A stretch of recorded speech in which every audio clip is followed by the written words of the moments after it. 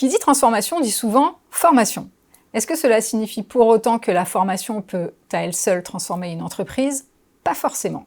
C'est en tout cas la conviction de mon invité d'aujourd'hui pour qui une transformation durable se joue aussi dans les comportements, les relations, les modes de fonctionnement et la capacité des collectifs à apprendre tous ensemble. J'ai le plaisir de recevoir aujourd'hui sur le plateau de Lefebvre Dalloz Compétences Marie-Pierre Dequier, spécialiste des transformations organisationnelles, cofondatrice de France Apprenante, coach systémique d'organisation et créatrice du concept de design de transformation organique. Bonjour Marie-Pierre.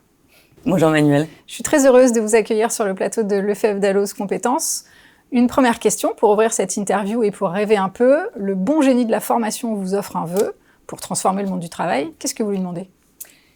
Alors je lui demanderais de créer le cadre dans chaque entreprise d'une entreprise apprenante. Alors qu'est-ce que ça veut dire?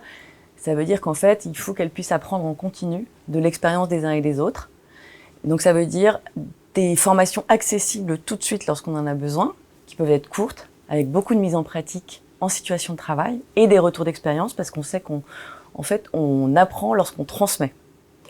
Des espaces de co-développement et des espaces de partage d'expérience.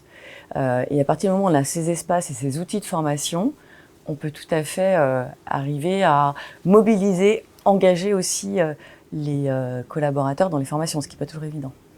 Très bien, c'est une excellente introduction. On le sait, qui dit transformation dit formation. Mais que peut-on réellement attendre de la formation dans les dynamiques de transformation? C'est l'objet de cette première partie avec une première question. Pourquoi la formation occupe-t-elle aujourd'hui une place aussi importante dans les projets de transformation? Parce qu'en fait, se transformer, c'est faire différemment. Et donc, à partir de ce moment-là, on a besoin d'avoir des compétences nouvelles, d'acquérir des outils et des compétences nouvelles.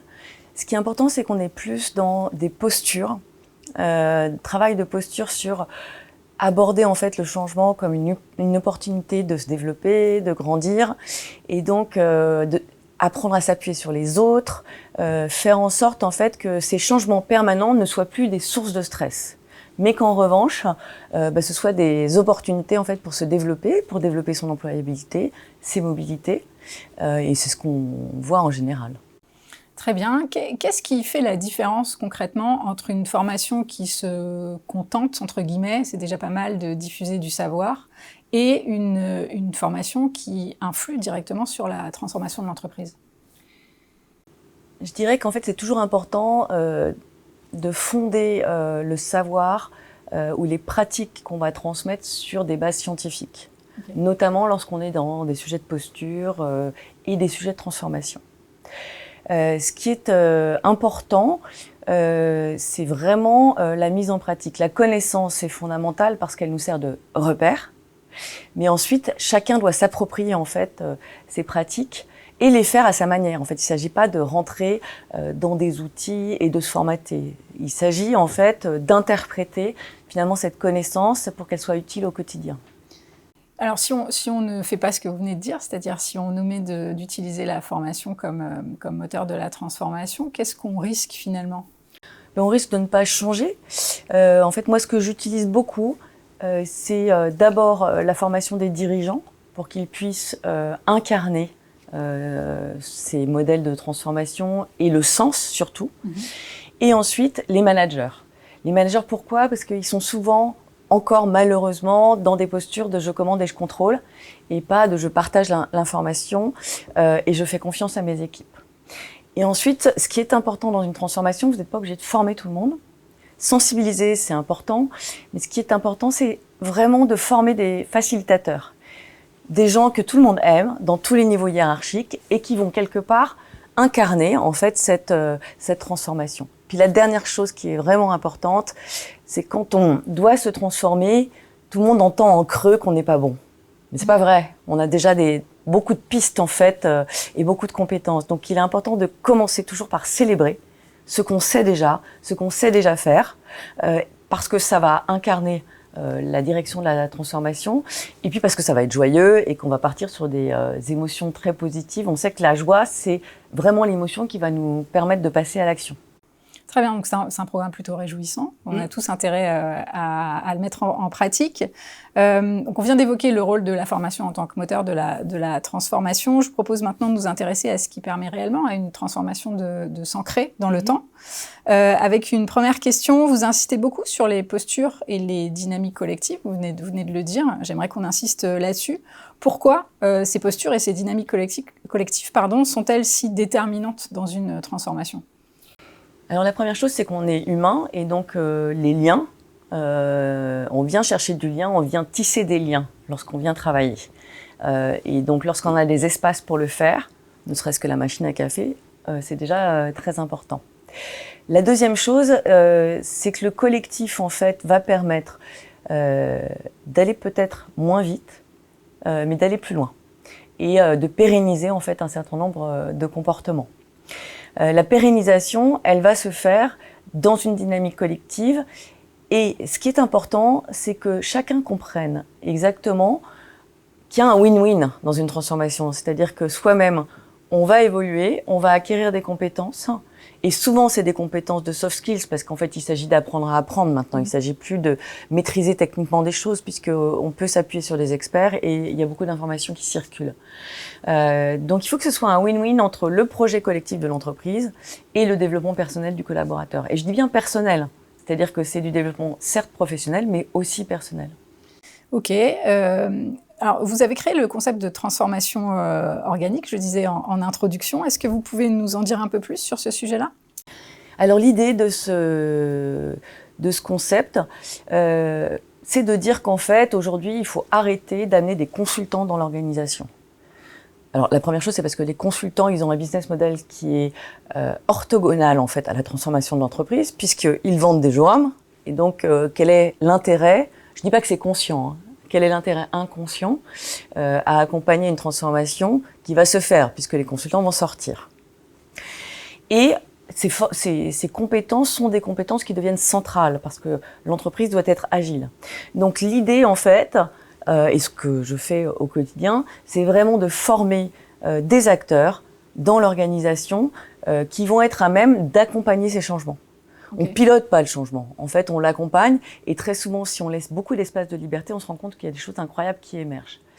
Donc, ce qui est important là-dedans, c'est que il faut qu'il y ait des ressources internes, qui sont des ressources opérationnelles, hein, souvent, qui vont être à même d'accompagner et de former des facilitateurs qui vont faciliter en fait cette transformation. Comment on les choisit, ces facilitateurs ? Est-ce qu'ils ont des prédispositions particulières ? Est-ce qu'ils doivent être dispersés dans plusieurs services, avoir des niveaux hiérarchiques différents ? Comment ça se passe ?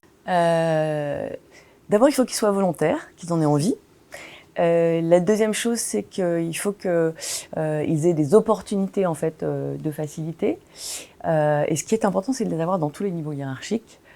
Parce qu'en fait, c'est eux qui vont animer aussi toutes ces dynamiques de transformation. Ce qui est important lorsque on commence à se transformer, c'est de partager des retours d'expérience et de montrer en fait concrètement comment est-ce qu'on avance.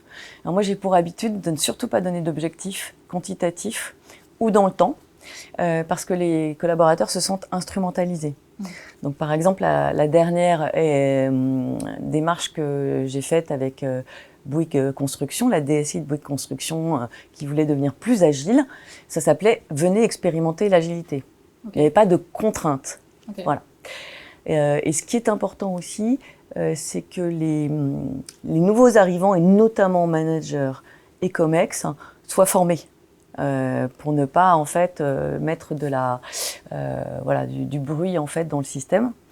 Et ça se pérennise parce qu'en fait, on est sur des changements de posture et quand les gens les ont, ils se rendent compte qu'en fait, ils sont beaucoup plus performants, beaucoup plus engagés et finalement, c'est motivant pour eux. Okay. Et profitable pour l'entreprise puisque un collaborateur engagé, c'est plus de profit. Ok. J'aimerais qu'on aborde maintenant un sujet important qui est de l'ordre de l'humain et vous venez de l'aborder également. Quel rôle joue la sécurité psychologique et la confiance et l'autonomie aussi dans la réussite de ces transformations, aussi bien chez les collaborateurs que chez les relais dont vous venez de parler? En fait, ce sont les gens qui sont sur le terrain qui savent quels sont les problèmes et qui trouvent les solutions. On n'est plus du tout dans un monde où quelqu'un du terrain qui a eu une expérience il y a 5 ans sur le terrain va pouvoir transmettre cette expérience. Alors, il va en transmettre évidemment une partie, mais les choses bougent tellement vite qu'en fait, il faut vraiment faire confiance aux collaborateurs pour trouver des solutions.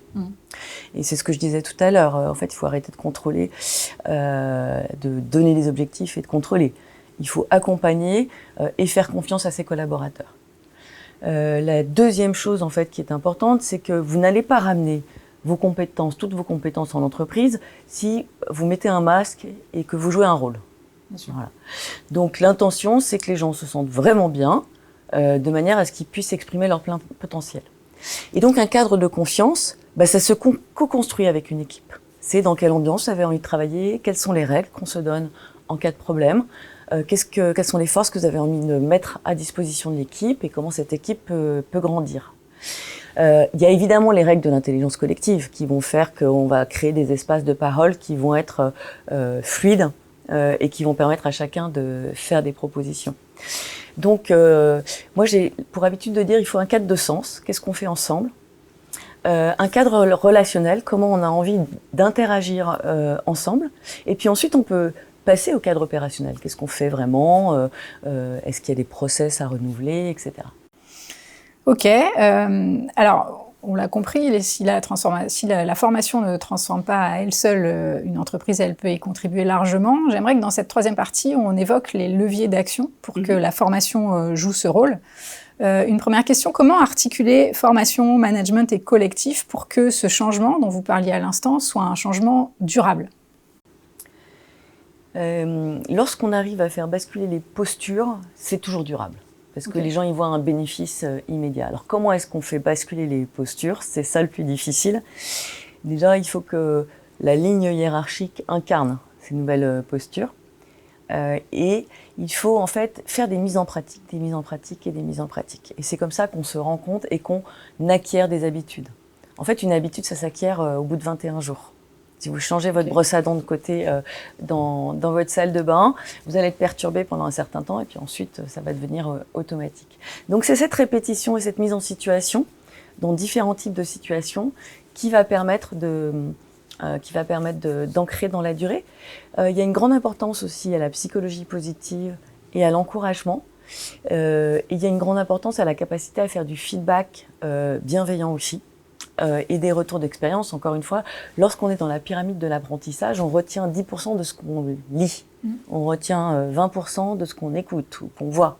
Et au fur et à mesure, plus les pédagogies sont actives, et plus en fait, on va acquérir rapidement la compétence.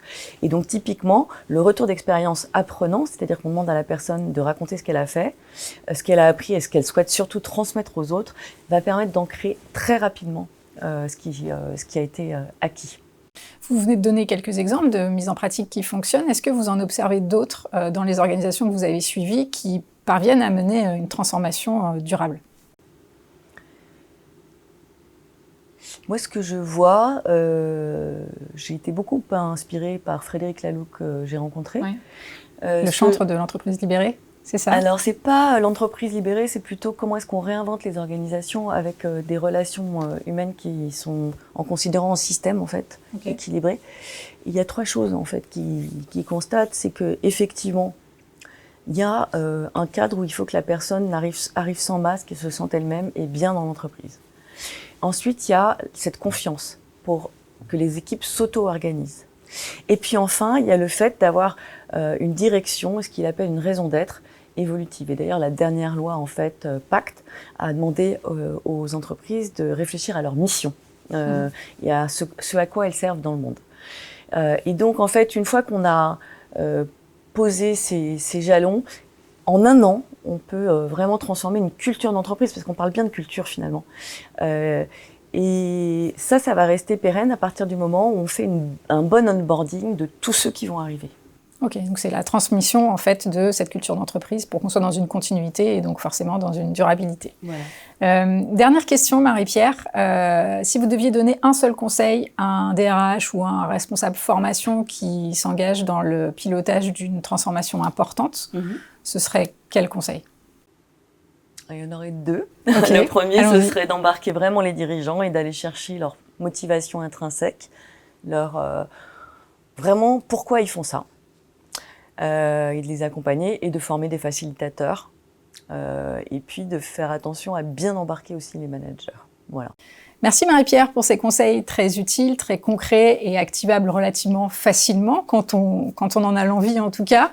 J'ai été ravie de vous accueillir sur le plateau de Lefebvre Dalloz Compétences. Merci pour cet échange. La formation reste donc un formidable levier de transformation, mais vous l'aurez compris, elle n'est pas le seul. Marie-Pierre Dequier nous en a fait la démonstration. Les transformations durables ne se construisent pas uniquement dans les plans d'action ou les dispositifs de formation, mais aussi et surtout dans la façon dont hommes et femmes travaillent, interagissent, réfléchissent et progressent tous ensemble. Vous savez maintenant ce qu'il vous reste à faire pour que la formation ne soit pas seulement un moment d'apprentissage, mais aussi un véritable moteur du changement. À vous de jouer donc, et de mon côté, je vous dis à très bientôt sur le plateau de Lefebvre Dalloz Compétences.